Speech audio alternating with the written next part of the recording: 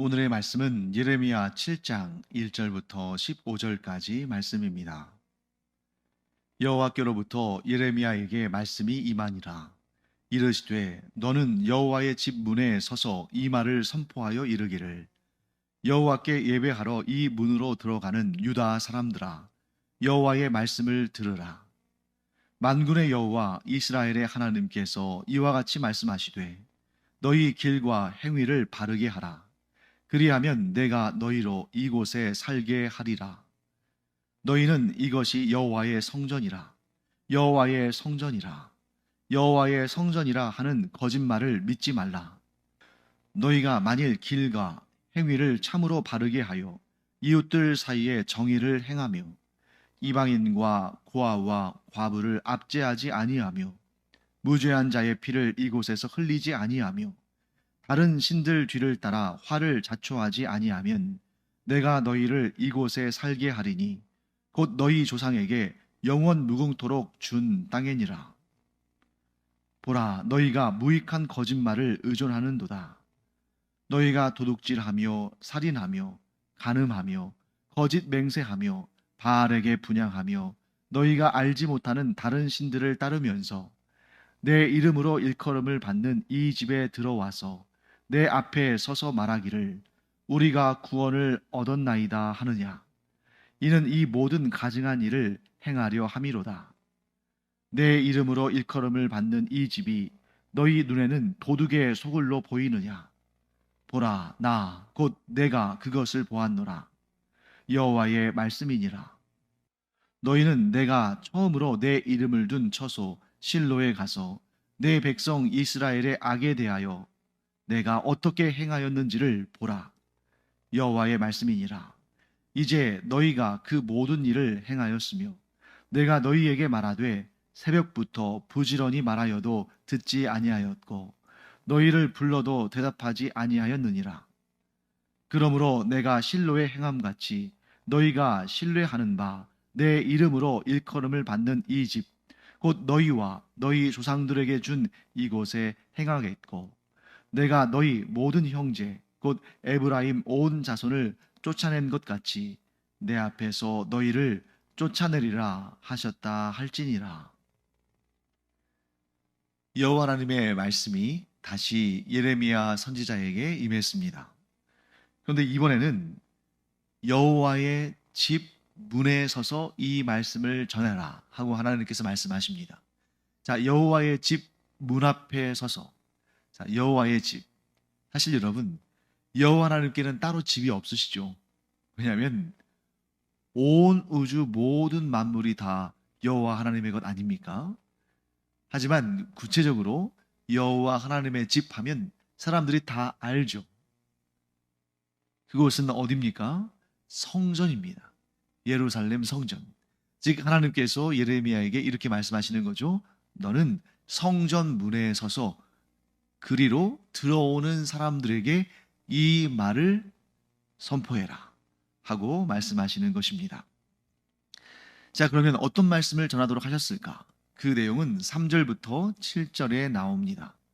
3절 말씀 보시면 이런 말씀이 있죠. 만군의 여호와 이스라엘의 하나님께서 이와 같이 말씀하시되 너희 길과 행위를 바르게 하라. 그리하면 내가 너희로 이곳에 살게 하리라. 자, 하나님께서 예레미야 선지자를 통해서 그 성전 안으로 들어오는 사람들, 성전 문을 거쳐서 들어오는 사람들 뭐 하려고 들어오는 거겠습니까? 하나님께 제사를 드리고 하나님께 예물을 바치기 위해서, 즉 예배의 행위를 위해서 들어오는 거죠. 그런데 그들을 향해서 하나님께서 뭐라고 말씀하시냐면 너희 길과 행위를 바르게 하라. 자, 하나님께서 너희 길과 행위를 바르게 하라 라고 말씀하시는 이유는 뭐겠어요? 그렇지 못하니까 그렇게 말씀하시는 거죠. 만일 그들의 길이 바른 길이고 그들의 행위가 바르다면 하나님께서 너희 길과 행위를 바르게 하라 이렇게 말씀하실 리가 없죠. 혹은 말씀하신다 할지라도 이렇게 말씀하시겠죠. 그래, 너희 길과 행위를 지금처럼 계속 바르게 하라 이렇게 말씀하시겠죠. 그런데 지금 하나님께서 예레미야 선지자를 통해서 성전 문을 거쳐서 성전 안으로 들어오는 사람들, 곧 하나님께 제사를 드리고 하나님께 예물을 바치면서 하나님께 예배하러 오는 사람들에게 이 말씀을 하시는 이유는 그들이 겉으로 보면 아무 문제 없어 보입니다. 왜? 성전으로 들어오고 있으니까. 그런데 그들의 삶의 모습을 하나님께서 다 아신다는 거죠. 사람의 중심을 보시는 하나님께서 그들의 행위를 다 지켜보셨는데 그들의 길이 바르지 못했고 그들의 행위가 바르지 않았기 때문에 하나님께서 너희의 길과 행위를 바르게 하라 라고 말씀하십니다. 그리고 또 이 3절 말씀은 조건문으로 되어 있는데 명령문이자 조건문. 그래서 그들이 그들의 길을 바르게 하고 그들의 행위를 바르게 하면 그 결과는 하나님께서 이렇게 말씀하신 거죠. 그리하면 내가 너희로 이곳에 살게 하리라. 내가 너희로 이곳에 살게 하리라. 자, 내가 너희로 이곳에 살게 하리라 라는 말씀이 무슨 뜻일까? 중의적인 의미를 담고 있습니다. 좁게는 계속해서 이 성전에 와서 나와 함께 거하는 이 기쁨을 누리게 하겠다. 넓게는 하나님께서 하나님의 백성들에게 주신 이 거룩한 땅에 그들이 계속 살게 하시겠다. 자, 그런데 이 말씀을 들은 이 유다 백성들, 곧 이스라엘 족속이 하나님의 이 경고의 메시지이자 기회를 주시는 이 말씀을 듣고도 따르지 않았기 때문에 그들에게 내가 너희로 이곳에 살게 하리라 하신 그 말씀이 반대로 하나님께서 그들로 하여금 이곳에 살지 못하게 하시는 결과로 나타나게 됩니다. 그래서 좁기는 예루살렘 성전이 무너져 버림으로 말미암아 그곳에서 하나님을 경배하지 못하는, 하나님께 제사를 드리지 못하고 예배를 드리지 못하는 그런 끔찍한 일을 당하게 하셨고, 또 더 넓게는 이 유다 왕국이 무너짐으로 말미암아, 멸망함으로 말미암아 북이스라엘과 남유다, 곧 이스라엘 민족 전체가 하나님께서 주신 그 약속의 땅, 그 기업으로 주신 땅인 이 가나안 땅, 이 이스라엘 땅에 더 이상 거주하지 못하고 포로로 끌려가는 그런 안타까운 결과가 나타나게 되는 것이죠. 그러면서 하나님께서 또 아주 무서운 경고의 말씀을 주십니다. 4절 말씀입니다. 너희는 이것이 여호와의 성전이라, 여호와의 성전이라, 여호와의 성전이라 하는 거짓말을 믿지 말라. 자, 여호와의 성전이라는 말씀이 3번 반복해서 나왔죠. 여호와의 성전이라, 여호와의 성전이라, 여호와의 성전이라. 자, 성경에서 3번 반복은 곧 완전수의 반복이기 때문에 이것은 변함없는 사실이다. 이것은 진리다. 이것은 변개치 않는다. 그런 확신에 찬 말이죠. 그런데 여호와의 성전이라, 이곳이 여호와의 성전이라 하는 이 말씀은 하나님께서 하신 말씀이 아니라 누가 한 말입니까? 거짓 선지자들이 한 말입니다. 하나님은 도리어 예레미야에게 뭐라고 말씀하신 것이냐면 이곳은 여호와의 성전이 아니다. 이곳은 여호와의 성전이 아니다. 이곳은 여호와의 성전이 아니다. 이렇게 선포하게 하신 거예요. 왜?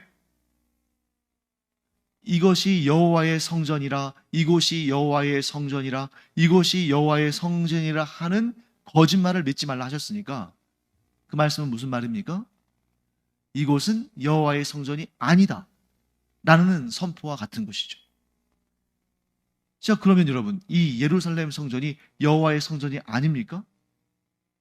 분명히 이 예루살렘 성전은 여호와의 성전이잖아요. 그런데 왜 여호와의 성전이 아니라고 말씀하시는가? 하나님은 애초에 이런 성전 건물에 갇혀져 계실 분이 아닙니다. 하나님의 그 영광과 위엄을 어떻게 아무리 솔로몬이 아름답고 장엄하고 크게 만들었다 할지라도 그 성전에 어떻게 하나님의 영광을 가두겠어요? 그래서 솔로몬도 성전을 지은 다음에 낙성식을 할 때 하나님 앞에 기도하면서 이렇게 말했죠. 어찌 하나님께서 이 손으로 지은 성전에 머물러 계시겠습니까? 이곳에 갇혀 계시겠습니까? 그것을 알지만 그러나 이스라엘 백성들이 거룩하신 하나님을 찾을 그 공간이 필요하고, 그래서 이곳에 하나님께서 임재하여 주시면, 하나님은 어디나 계시지만 하나님께서 특별히 이곳에 임재하여 주시면 저희가 이곳에서 하나님을 경배하겠습니다. 그런데 후대로 갈수록 어떻게 됐습니까?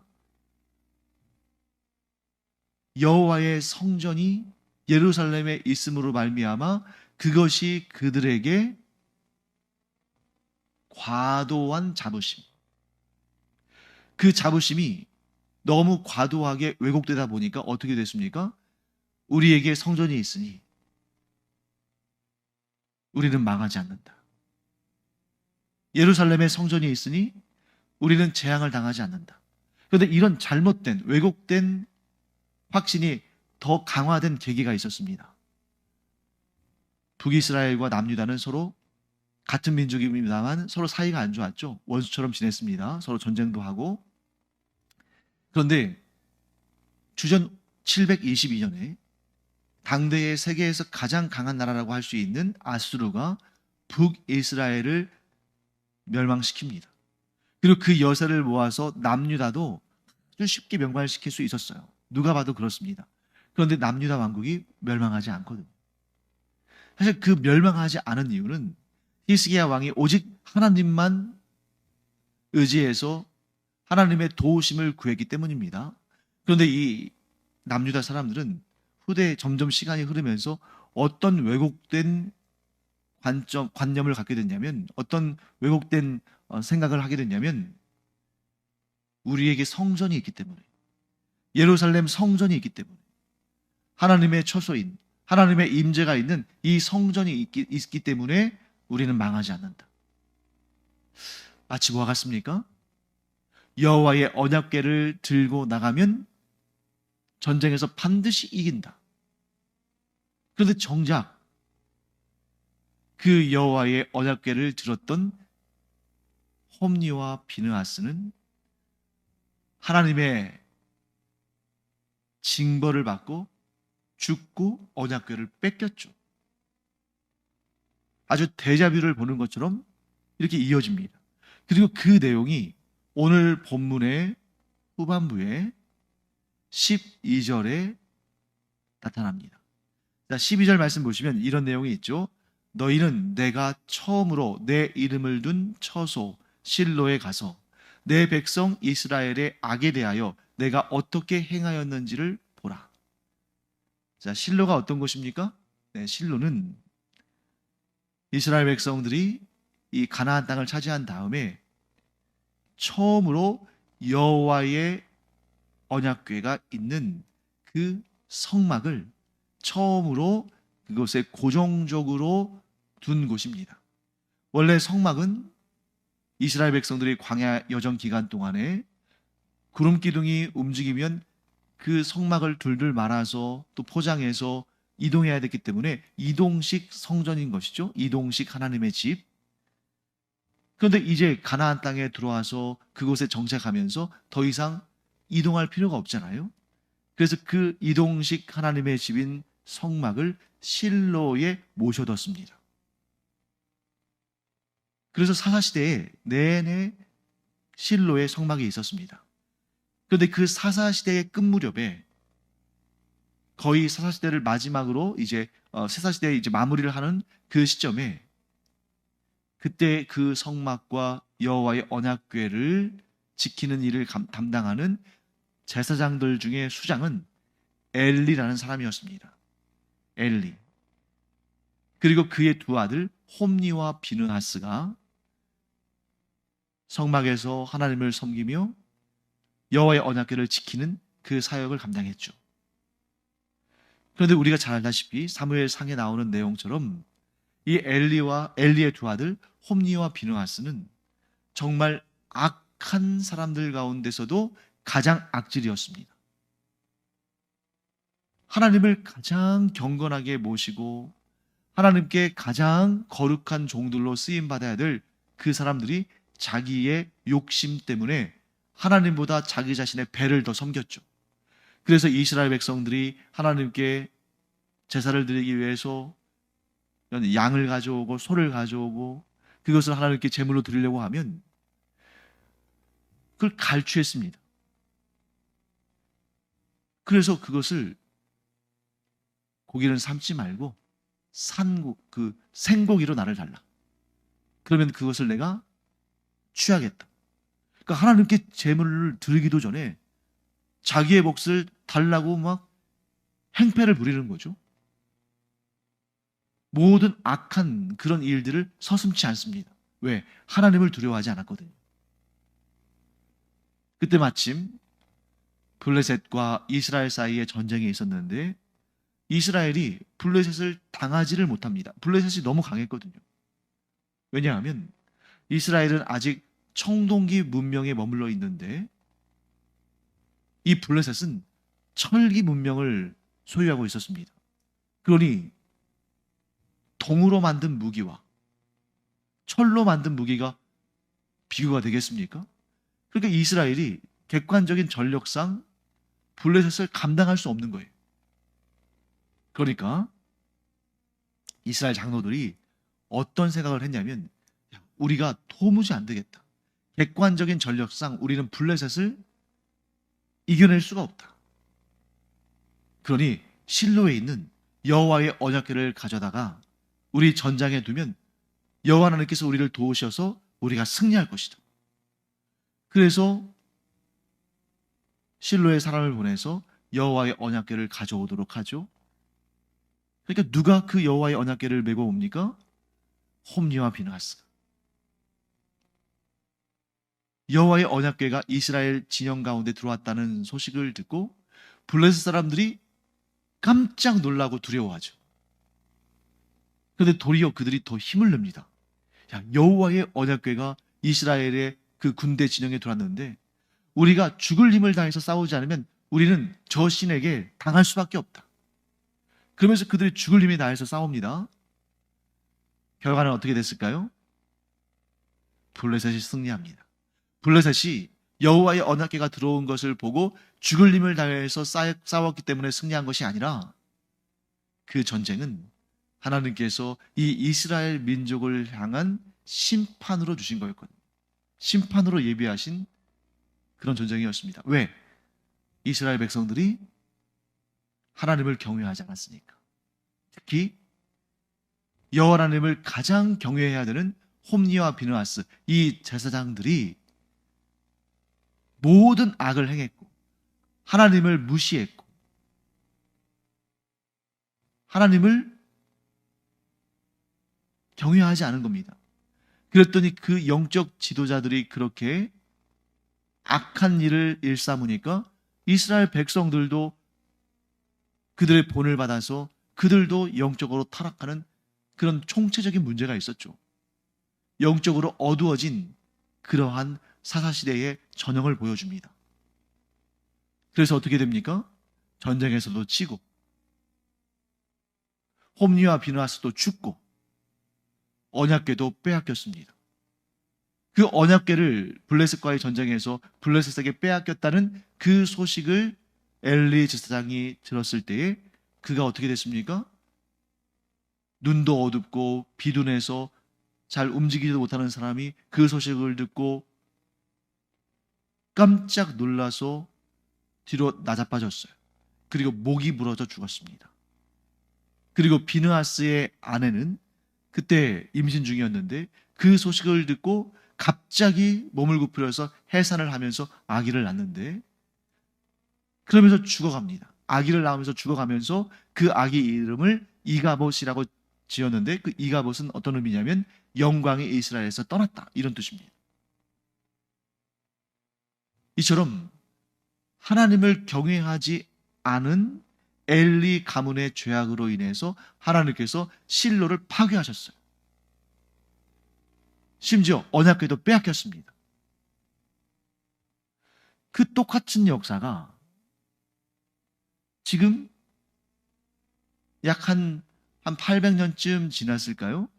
이때 와서 이 유다 왕국에서 또 재현됩니다. 이스라엘 백성들이 패역한 그런 짓을 하는 거예요. 자, 오늘 본문에서 보면 하나님께서 뭐라고 하시냐면 5절과 6절 말씀이죠. 너희가 만일 길가 행위를 참으로 바르게 하여 이웃들 사이에 정의를 행하며 이방인과 고아와 과부를 압제하지 아니하며 무죄한 자의 피를 이곳에서 흘리지 아니하며 다른 신들 뒤를 따라 화를 자초하지 아니하며. 왜 이런 말씀하실까요? 지금 이스라엘 백성들이, 이 남유다 백성들이 다른 신을 섬기며 정의를 행하지 않으며 이방인과 고아와 과부, 즉 가난하고 소외된 자들을 압제하고 고통스럽게 하는 그런 일을 지금 하고 있는 거잖아요. 자, 그랬더니 사사시대 그 후반부에 이스라엘 백성들이 하나님 앞에 악을 행함으로, 하나님을 두려워하지 않고 악을 행함으로 그 언약궤를 빼앗겼던 것처럼 이제 지금 하나님께서 예레미야 선지자를 통해서 무엇을 선포하십니까? 너희가 우상을 섬기고 가난하고 소외된 자들을 핍박하고 압제했으니 이제 영광이 너희에게서 떠날 것이다. 이가봇. 그리고 너희의 조상들이 언약궤를 빼앗긴 것처럼 또 이 성전이 무너지고 언약궤를 빼앗기는 그 역사가 반복될 것이다.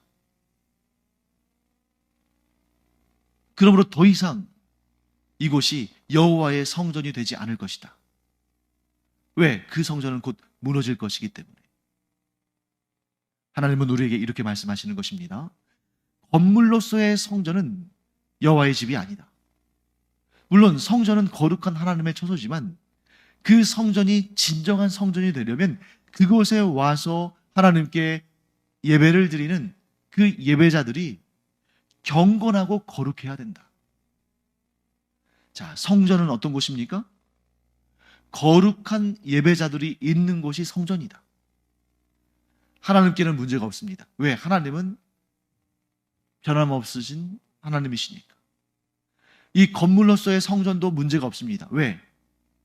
그것은 그냥 건물일 뿐이에요. 문제는 누구에게 있습니까?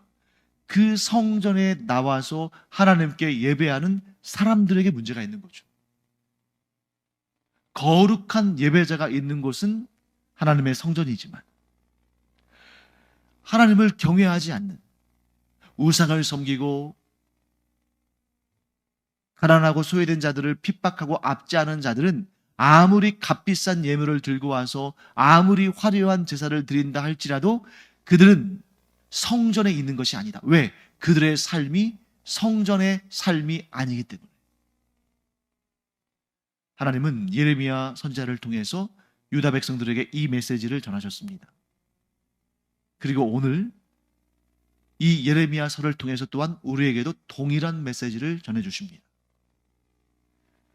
우리의 교회가 진정한 성전이 되려면 이 교회의 건물 자체에 뭐 문제가 있는 것도 아니고, 이 교회가 정말 예배당을 크고 아름답게 짓고 그래서 막 그 안에 들어오면 저절로 경건한 그런 마음이 들게 하는 그런 외적인 형태로 성전이냐 성전이 아니냐가 정해지는 것이 아닙니다. 또한 하나님께서 그곳에 계시냐 계시지 않느냐, 아니 하나님은 온 우주 모든 곳에 계십니다. 문제는 누구에게 있습니까? 그 예배당에서, 그 교회에서 예배를 드리는 우리 성도들, 우리에게 있는 것이죠. 우리가 정말 하나님을 경외하면서 우리가 우리의 삶도 경건한 삶을 살면서, 그래서 하나님께서 기뻐하시는 일을 행하며 오직 하나님만 섬기며 가난하고 소외된 자들을 돌아보며 공평과 정의를 행하면 그들이 어떤 곳에서 예배를 드리든지 간에, 그것이 가정이든 혹은 작고 초라한 예배당이든 혹은 크고 화려한 그러한 예배당이든 어디서 예배를 드리든 그곳은 하나님의 집인 성전입니다. 그러므로 중요한 것은 무엇입니까? 건물이 아니라 예배하는 자의 중심이다. 그가 경건한 마음으로 하나님께서 기뻐하시는 삶을 살면서 온 마음과 뜻을 다해서 하나님께 경배하며 예배할 때 그 예배를 하나님은 기쁘게 받아주시며 그가 예배하는 모든 곳이 하나님의 성전이다. 이 깨달음을 우리가 갖고 예배자의 거룩한 삶을, 경건한 삶을 사는 데에 우리가 온 마음과 온 뜻과 온 힘을 다하기를 간절히 축원합니다.